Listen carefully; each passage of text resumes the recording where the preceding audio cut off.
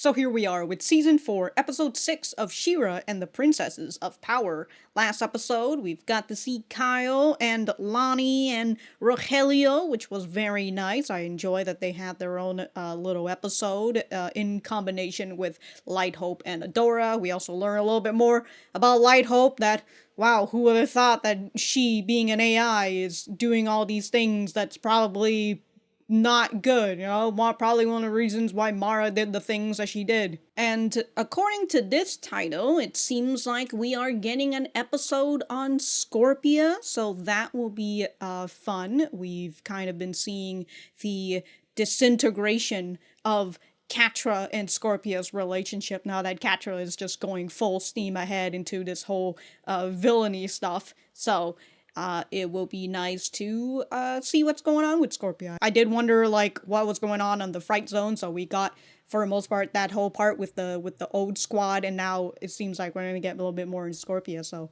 I'm very excited for that. Full links on Patreon and early access in the YouTube memberships. Other than that, let us get started. Oh, we get to see her mom and dad. Very cute.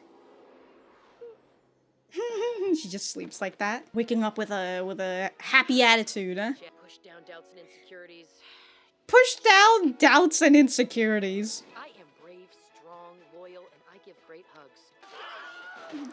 Oh, got a Wilhelm scream out there. Yep, today will be a great day. My God.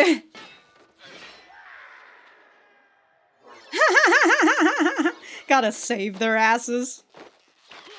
Damn, dude, really just out here kill-stealing her stuff. Come on now, she wants to be in a part of the battle. Really take him to a place where it's just 1v1. Hey, I've got this rune I've really wanted to try out. Uh-oh. Uh-oh, is this, Shadow Weaver taught her? Ah! She's, well, it's still a test. It's still a progress thing. I had that one! You are the queen. I can't let anything happen to you. Thank you so much for letting me come. Can we toss her over the... We've still got another outpost to shut down before we can reopen supply lines to the Kingdom of Snows.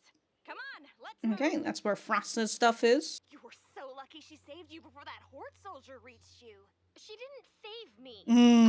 And the way you let Adora give you orders, even though you're the queen, she wasn't giving me orders. Ooh. We're the greatest team. That's why she can... Wow, dude, the fucking backhand, dude! Holy crap. No? Somebody's angry. We're not ready. I need more time to complete the weapons. Technology is based on Entrapta's research. I need her notes, her recordings. I need her voice. I will return to his side victorious, worthy. But first, Even Catra felt that, huh? What do you think Emily has? You can fucking hear it. She's just playing. Oh, it still has the scar from Catra. It's for your own good. We can't let Catra see you, and right now, I'm bringing her a cup of my famous soothing tea. Go on. Oh. Are you sure?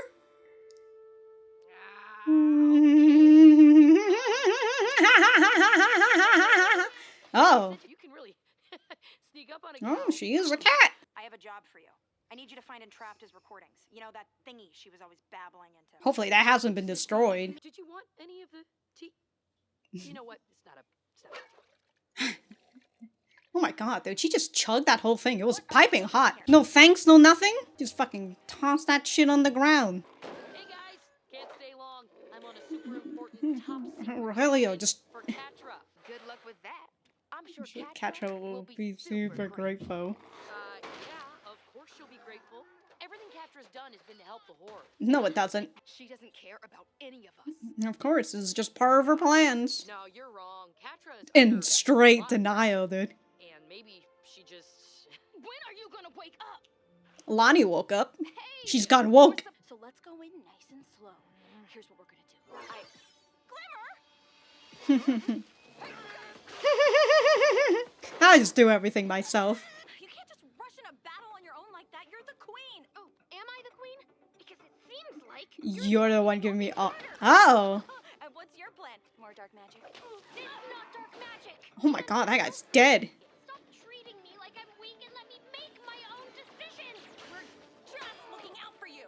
No. What's going on with you two? Nothing! Okay, we're talking Look at this this out. out. Adora, is there some communication is the key to a good friendship. I don't know why Glimmer is suddenly okay with trusting Shadow Weaver after everything Everything's she's done to done. us. You really think I'm naive enough to trust her? Yes. Would you like to try phrasing that a little more constructively? A little bit more Everything constructive. I'm doing is to protect people. It's to protect you. But what will happen when you end up becoming the danger? Ugh, I have to do everything around here. You gotta get rid of Bo. He's the glue.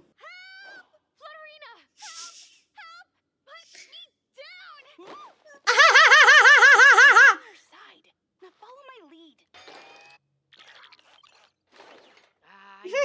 It's like a cat in a box. Super Pal Trio. Super Pow Trio. Focus, Scorpia. You can't let Catra down. Bounce. Box. Tiny food. Yep. First one's tech. Rune stones. The Black Garnet Garnet chamber. chamber. So many good times in there, huh? That time Entrapta hacked the Black Garnet. That time Shadow Weaver tried to kill us. And before that, Uh-huh. Oh.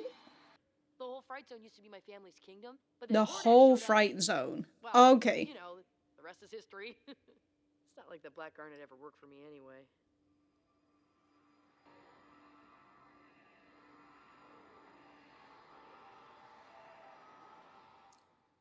Well, it wouldn't have worked for you since Shadow Weaver was taking it, right? Was siphoning it. Commencing experiment number 6. Oh. Ready, Emily? Yeah, she does have recordings. I've upgraded her to record visual data. Yeah, so Hi! Super Pal Trio field trip! Ah, I can't wait! We can watch the snowfall, drink hot cocoa. Oh, can the hot cocos be tiny? yes. We're there to dig up first one's tech. Okay, so this is like season 2, episode 5-ish? Or is that episode 4? Episode 6. I think it was episode 5. Tiny mugs. Oh, it's a date! Yeah! Oh. I miss her. Me too. Wait, Entrapta's recordings? She stored them inside you? Well, can't you just take them out? No. That means that they have to dismantle you. We can't. Catra needs these recordings, and I want to be there for her. I'm one. That's my whole thing. Are you gonna sacrifice Emily then? I'm sure it'll be fine. Uh-oh. Hurt you? Yes, she would. Even though the recordings are. She did. Look what she did to Entrapta. Bo, can you take them out? I can't risk hitting Flutterina. Just hit her. It's alright. Come on, work with me here. Drop your weapons, or the girl. Don't you have like another net in your arrows? I don't know. Glimmer, no, they could hurt Flutterina. Sometimes in a hostage situation, you gotta aim for the hostage's legs. Someone guarding the outposts. Where is everyone? I don't know. I wasn't told anything. Practiced this one as much? Oh, it's the truth? Getting the hang of it. It's a truth spell if it works. Yeah, so that's what Micah If it does. fails, it can be extremely painful. Oh, shit. Okay. Catra called back our boss and most of our team, but I don't know why. I swear.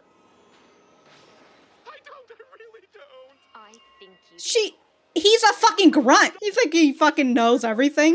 Glimmer, what are you doing? You took things way too far. And scene. Back at it again. That's Pointy. Over there is Captain Pointy? And this here is the widow, Madame Pointessa. Pointessa. Okay, fine. I made those up. I don't know their names. But this is my granddad, the king. He was the greatest. I mean, that's what the Horde told me anyway. I don't remember him. I was That's what too the young. Horde told me. Granddad stayed loyal to the end. That's what Scorpions do best. Brave, loyal. Scorpions give great hugs. I'll just tell her about the recordings. She is my friend, and she will not hurt you if I ask her not to. No. No. Even. Care what it takes. We are opening that portal now. Oh, she does. Wow, she does have the recording. Oh my god. Holy shit. You know, I've been wondering whether Emily was there. You want to be next? You want to be next to Beast Island? Catra doesn't care. She'll hurt people to get her way. Mm-hmm. She knew the recordings were inside of you, but I still have time. I can still be a good friend. Emily is like, I'm fucked. The chip got damaged when I extracted it, but hopefully that won't matter. It Uh-oh. was just so small and, pincers. Uh-oh. You broke the recordings?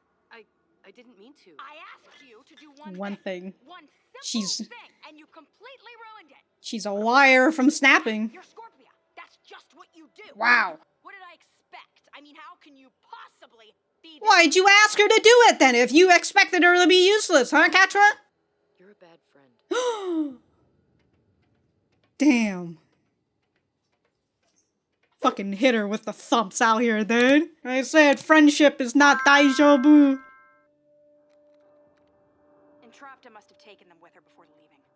There's nothing. I gave you an order. Get Over it. it. Ow! Another womps. Entrapta, you never did. He did need Entrapta. She literally built the armor for him. You and me. We don't need anyone. Forget them all. No one matters. Nothing matters but this mission. You want to prove yourself? Prove your worth? Then do it. You and I are going to conquer Etheria, and then they'll all see. See what? That you're a horrible person? Ooh. Of course. It was hidden under this whole time. It is time. Oh. Emily's just hiding under there? Wow. There's nothing I can do for her. But maybe I can still help Entrapta. Oh, going off to help Entrapta. To be silent we go. Ready for a super pal duo field trip? A duo, not a Get outta here, trio. Emily. Alright.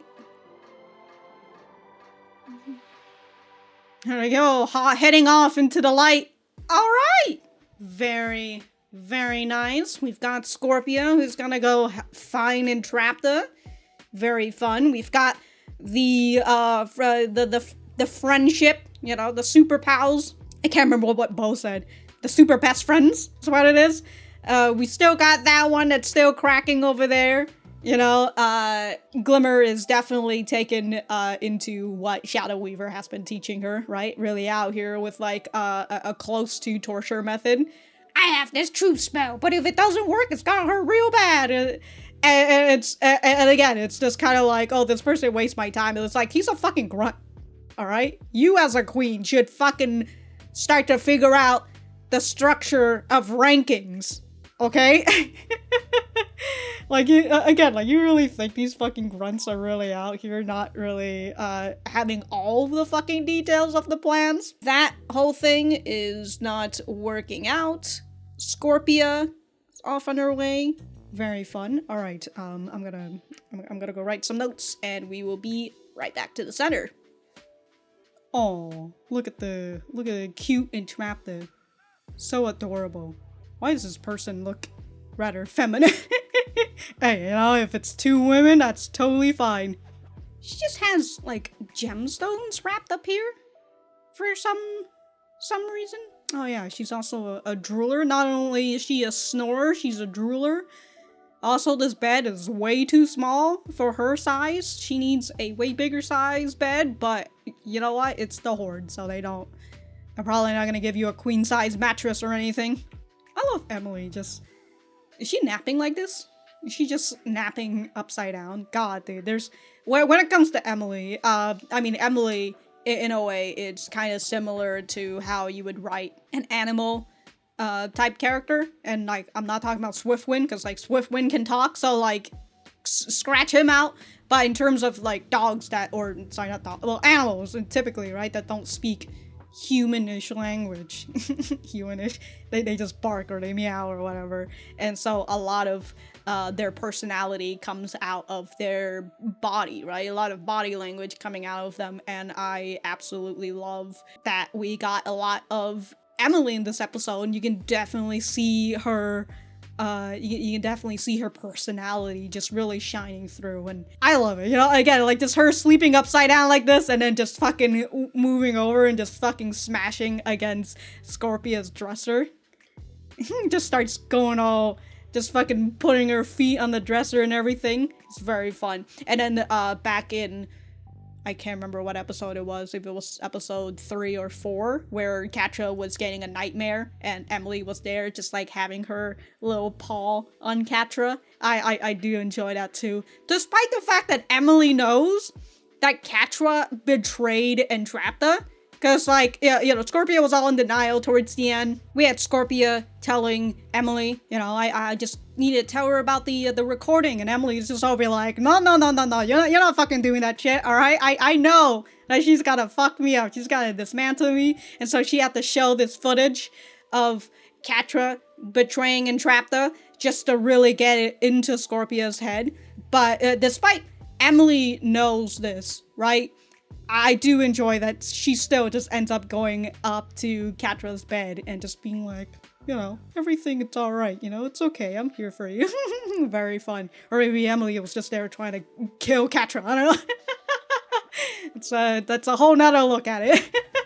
God, we had Scorpia talking about her family lineage and then also not really knowing the people within her family, because I would presume their history has been lost beside all these murals, and the Horde probably didn't really tell her all that much. Also, it kind of makes me wonder if, like, one of the reasons why Scorpia is a Force Captain, in words of Catra, as useless as she is how did she get to be Force Captain, other than the fact that maybe the Horde was just like, your family did give us the Fright Zone and all that, so we'll just give you Forest Captain or whatever. But who knows? Who knows? Maybe Scorpia did work her way up here. But we've got Scorpia, who's just, like, trying to look at the history with rose-tinted glasses, despite not really knowing, like, the true ordeal of how the Horde took over this place, her family kingdom.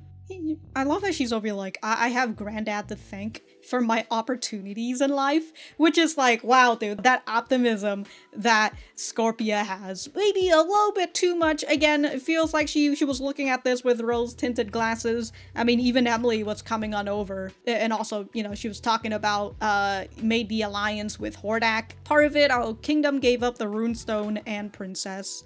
My granddad must have known I'd be happier as a soldier. And it's just like, I don't think anybody would want their kids or their grandkids to be a soldier and go into war at the very least. Like, I don't know, like, I get it. Maybe for, like, in America or something, right? You get a lot of benefits. Hopefully you get a lot of benefits for going into military and whatnot. And we've got, like, military families. I do wonder if, like, the Scorpion people were militaristic or not. Because, like, if they were, then yeah, sure, I guess maybe your granddad must have known you'd been happier as a soldier. But also, this is, like, Scorpia kind of just accepting her role as just, like, this is where I was born, and this is how I was brought up, and I'm not gonna question it, for the most part. I mean, even to the point where Emily points towards the giant Horde mark over one of the murals, and it makes Scorpia have to see through, a little crack in her rose-tinted glasses, and she's just like, yeah, things didn't exactly work out for my kingdom, yeah, but Granddad stayed loyal to the end. That's what Scorpions do best. Granddad stay loyal. Like, what about your dad or your mom or your mom's? Again, I don't know if that other person was. I don't know, but, like, what happened to your parents exactly? Because, like, she's just talking about her granddad here, and I do wonder if we did see back in season 2, episode 6, or it might be episode 6, I believe, when we got to see the backstory of Micah and Lightspinner, and Lightspinner was showing Micah the Horde taking over, and, like, they were showcasing some of the Scorpion people being taken down. It makes you wonder, like, did your granddad specifically just like, yeah, you know what, we'll make an alliance with you? Whether, like, they wanted to do it because they're just like, yeah, the Horde seems pretty fucking cool, I'll fucking do it, or they did it out of necessity, like, hey, the Horde is like, yo, we're gonna fuck you guys up if you don't make an alliance with us.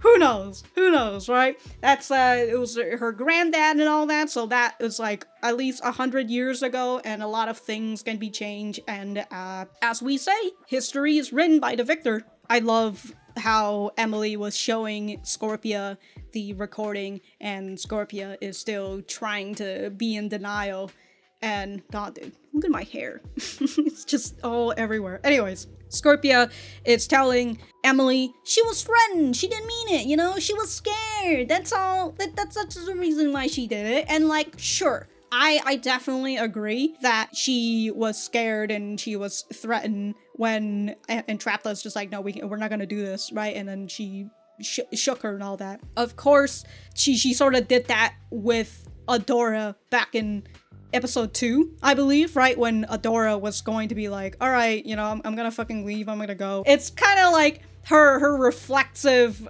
response to somebody leaving or somebody going against what she wants, and she just ends up fucking, I'm gonna go and I'm gonna shock you and I'm gonna prevent you from doing something against me. So I totally get that, but just because she did that out of fear, out of she felt threatened, doesn't mean that the next things that she's going to do is because she's afraid or it's because she feels threatened. And I mean, yeah, sure, she can still do that. She can still do that. She can be valid in her feelings, but her actions is still wrong, right? It's still not something that you should just excuse. And I think that's what Scorpia has been trying to do. She's been trying to excuse Catra's actions this whole time, when she has to understand that even if she was scared, even if she was fearful, the thing that she did was still wrong. She betrayed Entrapta in the end, and you know, that's what Scorpia figured out. I've just been writing notes and it's all about Emily and Scorpia. I haven't even started writing notes for the other side yet. Jesus Christ. So we've had some scenes with Catra and Hordak where Hordak talks about how, like, oh, this is what she left behind in Entrapta and I'll use it to defeat every last princess on Etheria, which also would mean Scorpia, I guess. But even though if she's not like a princess, you know, whatever. But he says Hor Prime will be soon, and when he arrives, he will see what I am capable of. And like, Catra's just listening to this intently, you know, her ears are just wiggling out here. I will return to his side victorious, worthy. And when he says that, right, there's also a little bit of quiver in Hordak as well. Very fun, you know, just a lost son trying to get his dad's approval. And the same thing kind of goes for Catra, right? Catra wants to prove that she's worthy, that, you know, maybe people shouldn't fucking leave her all the time, you know? Goddamn, look at these people leaving me. What am I? Worthless? Oh, it sounds like projection what she did to Scorpia when she was yelling at her. I love this part where Catra is just freaking out on Scorpia because again, she's on the wire out here. She needs everything to be perfect for her last plan. I mean, she's giving up all these bases and everything, so like, it better fucking work, or else her giving up all these bases, all these outposts, it's not gonna bode well. And I love that after her yelling all of this, and she's kind of like waiting for Scorpia to respond, right? What? And all Scorpia has to say is, you're a bad friend. And then the fucking stinger kicks in, just to really fucking dig in on Catra. And she walks away. Damn, dude, we've got Catra who's just like, oh my god, friends! I mean, look, come on now, Catra. You should have realized this when you told... Actually, no. Catra probably should have been like, friends? I told you we're not friends. But here she is, still somewhat hurt by the fact that Scorpia says she's a bad friend. My goodness. You know what? Scorpia, it's a good thing Scorpia didn't say this, but maybe she should have been just really hit her with her trigger word. Adora was right. So this takes Catra back to Hordak, who asks her about the recording. And she's still very upset about that, right? And so she grips this and she hides it away. And she says Entrapta must have taken them with her before leaving. There's nothing. So she's lying to Hordak about this because, I mean, she doesn't want to have a failure on hand, right? She doesn't want to be worthless out here. But also at the same time, if Catra had just given Hordak that, maybe Hordak would have been like, the fuck? This isn't the recording. And then Catra would have been like, oh my god, Scorpia lied to me this whole time. But she doesn't. So like, thank goodness she didn't do that. She's too, you know, that's just how some of these things go when it comes to these type of organization, evil organization, and like, especially if they feel like they will get punished if they do a bad job, right? So they don't want to reveal their weakness, and that ends up becoming a weak spot in them, because like somebody made a mistake, but they don't want to fucking admit to the mistake. And so that mistake that might be a little bit tiny ends up getting, you know, bigger and bigger because nobody addresses it. Good on Scorpia that Catra ended up not fucking saying that and discovering that Scorpia was lying to her this whole time. But Hordak has his own little freak out moment and all that. But we've got Catra, who is now back on that whole thing of like, we don't need princesses. You know, you don't need Entrapta. You don't need a princess in your life telling you what to do. Look what you've done without her. You've built an army, an empire. But like at the same time, you know, like yeah, he did do all these things by himself. But with the coming of Entrapta helping him, the progress that he's had was like phenomenal. He would have probably never built a fucking functioning portal, even though they didn't have the key, but you know, they might have not been able to build an almost functioning portal without Entrapta. You know, he probably would have gotten so fucking angry and just given up if it wasn't for Entrapta, who tells him that it's, you know, that imperfection is beautiful. And again, she's literally the person who built him his armor and upgraded this fucking shit for him. And allows him to actually move around a whole lot better than he was before, right? Instead of him being in pain and all that. But, you know, this is just Catra feeling hurt and also her, you know, understanding Hordak's need to be worthy. So she's able to empathize with him on that point. So that she's just like, come on, you want to be worthy, don't you? You can do this by yourself. You don't need Entrapta's help. I will say, when Catra finds out that Scorpia's not here anymore, oh boy, that's like what? The third person to walk out on her? My god. My goodness, dude. My goodness. Not gonna do great for her psyche, that's for sure.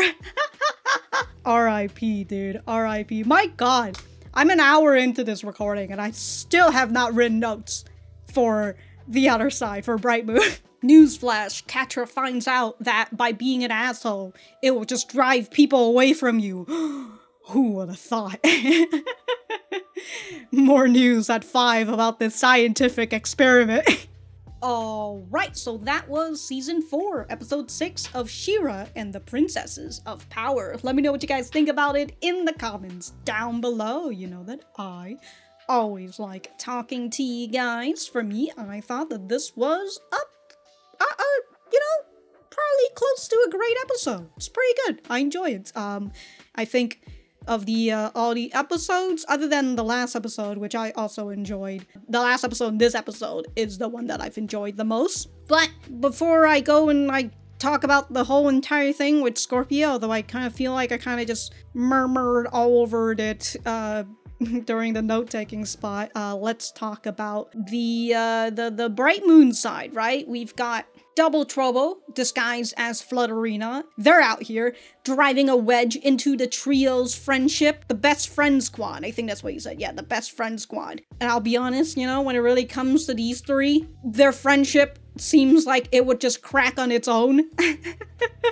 I'll be honest. But hey, Double Trouble is out here with a hammer trying to do it a lot faster. So when Double Trouble has Glimmer to themselves, they decided to say a lot of backhanded stuff, honestly. You know, out here like, wow, you guys are such best friends and all that. You're really just letting Adora run all over you, huh? Despite you're the queen, you just let her give you orders because you guys are friends. And it's just like, god damn, dude. I already said it, backhanded, dude. Really giving her backhands out here. Even though I know that they've known Flutterina for a while and all that jazz. If this was me, personally, you know, if some third party coming in to talk to me about my relationship with my friends or something, my first thing is, did I ask for your opinion? Get the fuck out of here. Get out. I don't care about your opinion unless I ask for them, you know? Unsolicited opinions out here? I ain't got time. But in the beginning, we see Glimmer trying to, you know, do some fights, but frickin' Bo is just out here doing the stuff for her. The same thing kind of goes for Adora. Glimmer had to take this person out somewhere all by herself, so then she could at the very least try to get this defeat, you know? I was gonna say this kill, but they're not really out here killing. But she is also, like, doing a little test. Like, I've got this rune I've wanted to try out, so we've got Shadow Weaver who's teaching her to do these runes, which aren't black magic, but because Adora just knows who Shadow Weaver is, she just thinks not black magic, but dark magic. She just assumes that these are dark magic, but these are the spells that Shadow Weaver has taught Micah and other kids as Light Spinner, right? So these aren't particularly dark magic, but it could eventually creep into dark magic, because I don't think Shadow Weaver would immediately give Glimmer, like, here's the dark magic playbook. You know, I don't think she's gonna do that. She's gonna ease Glimmer into it first, even if Glimmer is just like, oh, I don't trust Shadow Weaver. I'm just using her to get more magic, you know? Why can't you trust me, Adora? And it's like, well, the problem is, we have seen what Shadow Weaver does, alright? You try to get in with her, she's going to manipulate her way through and get you to do this shit.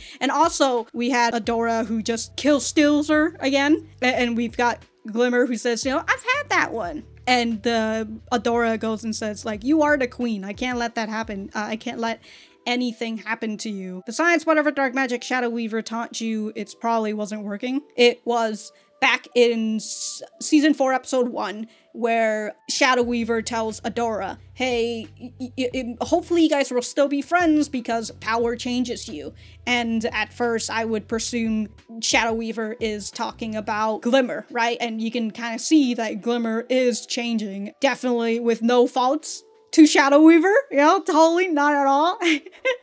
We can definitely see a change in Glimmer, but there's also a change in Adora and Bo as well, where they are now treating her like an absolute pampered princess, which is something that they should have come to understanding, that this is not what she wants. Just because she is queen now, right, doesn't mean that she wants to be pampered. And I guess my whole thing is that, yeah, sure, you can still pamper her in ways that she might not notice as much, you know, try not to be as noticeable. Kind of like we had this moment where Glimmer is fighting someone and then there's a soldier in the back. What is that? I didn't realize that this was also a long-range weapon. I thought it was just a short-range weapon, but I guess it also works as a taser gun.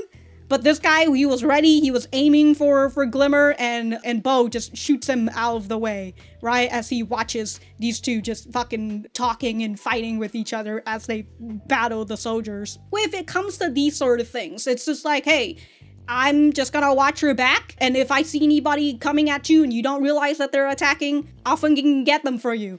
But instead, what they're doing is the enemy soldiers are literally right in front of Glimmer, and they're just attacking them.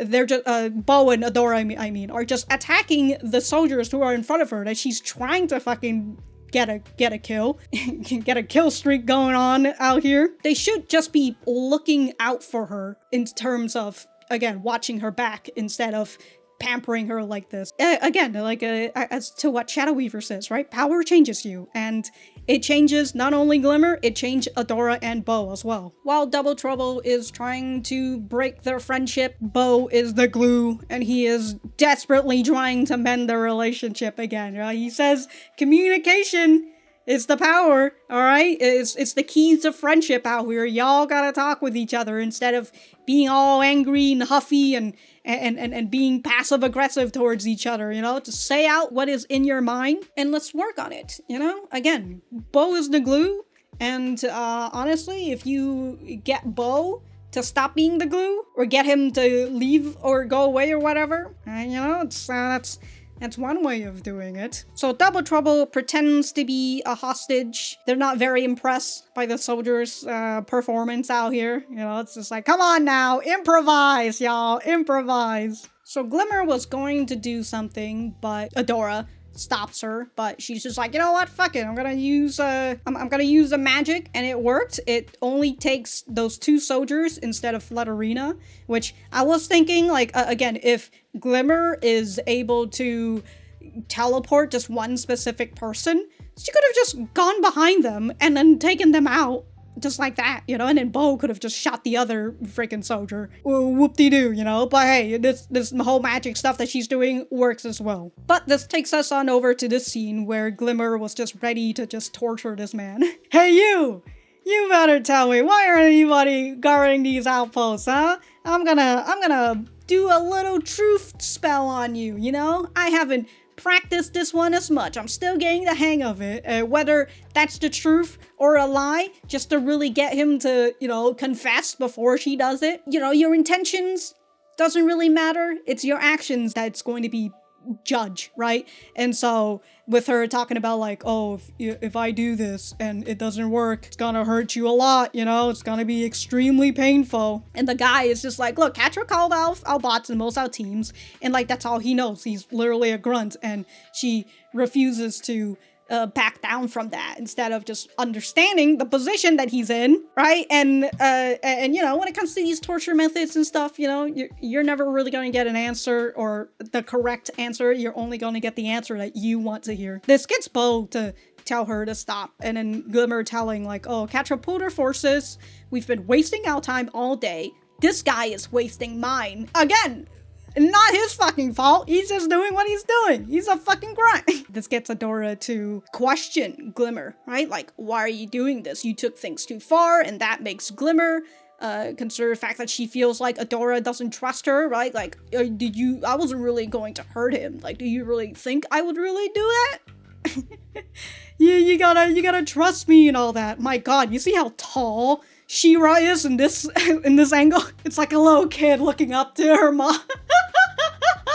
The whole thing with Glimmer being the queen, so they gotta be extra careful and not have her get hurt and all that, right? She shouldn't be out on the battlefield, but like, since she is here and she wants to fight, they're pampering her.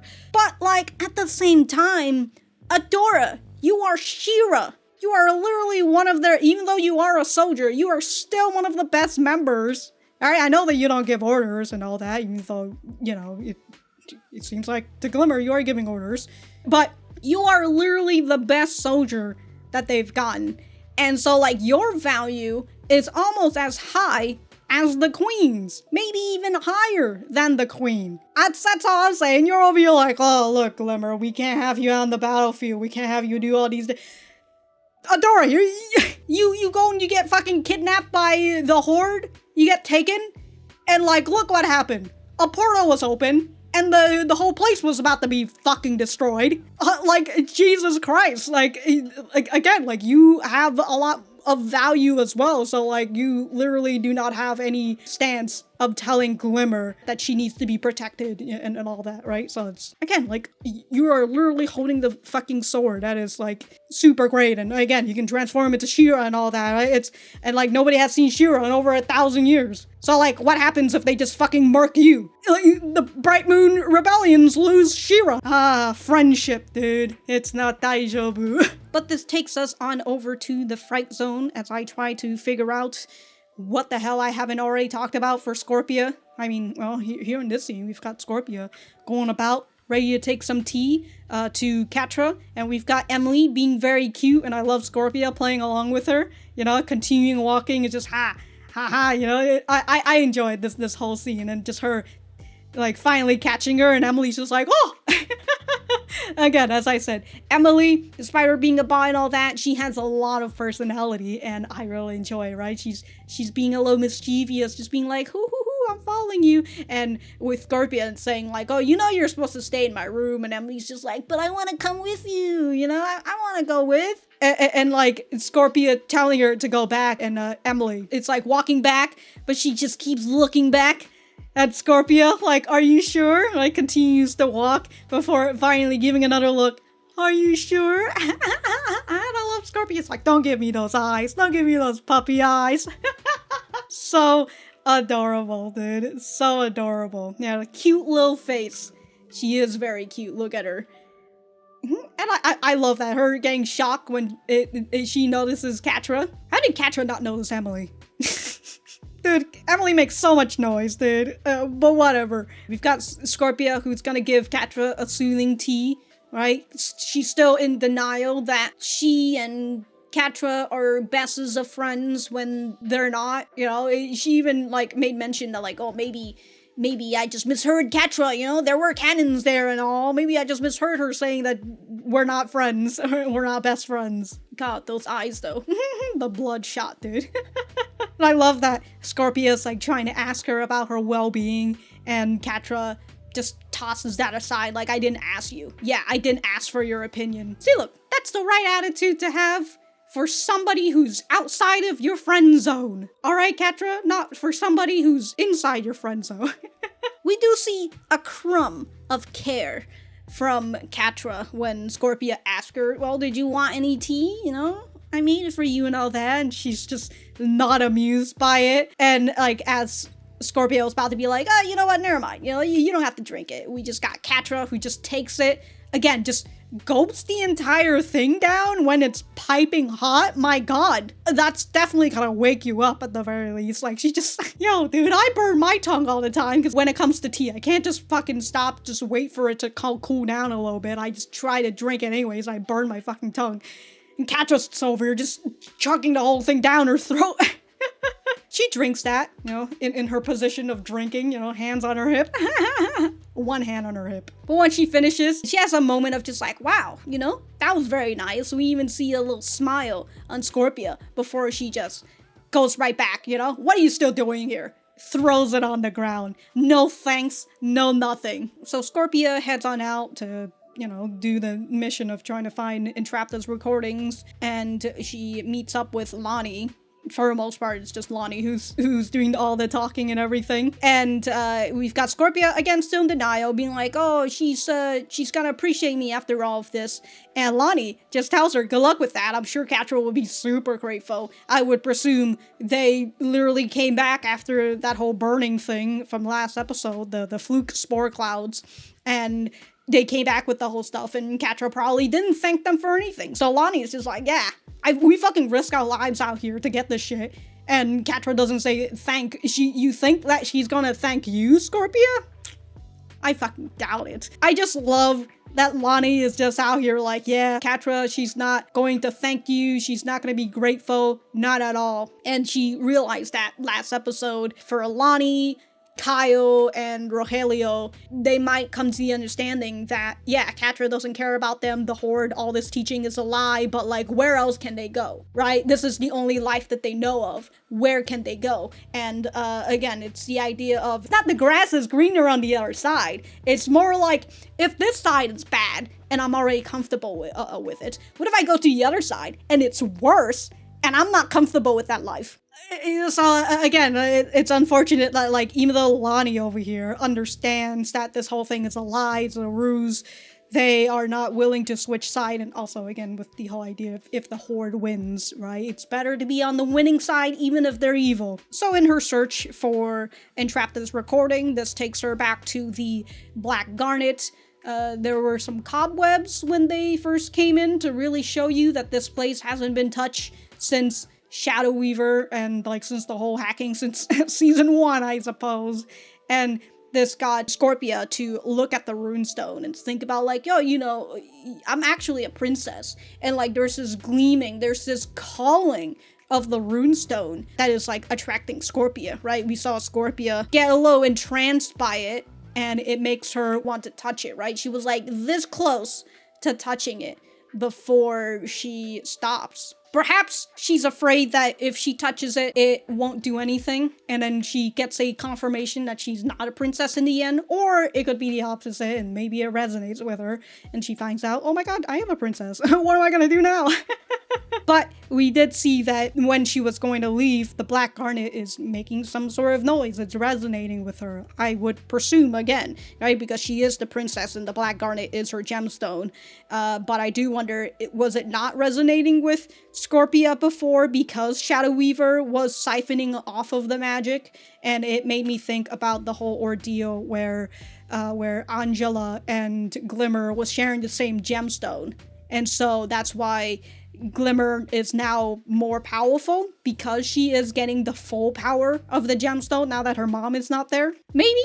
Just maybe? Although, with them kind of making this note, it makes me wonder if, like, will Scorpia eventually use the power of the Black Garnet, you know, come to acceptance of her princess side? Who knows? Who knows? We'll just have to see. So Emily reveals to Scorpia that she has the recording inside her and, you know, even got cameras and everything. And that got Scorpia excited, right? Oh, you've got it. So, like, can't you just take them out? Oh, they're, like, embedded in you and the only way we can take them out is to disassemble you? Well, you know, Catra won't do that, you know? She won't dismantle you.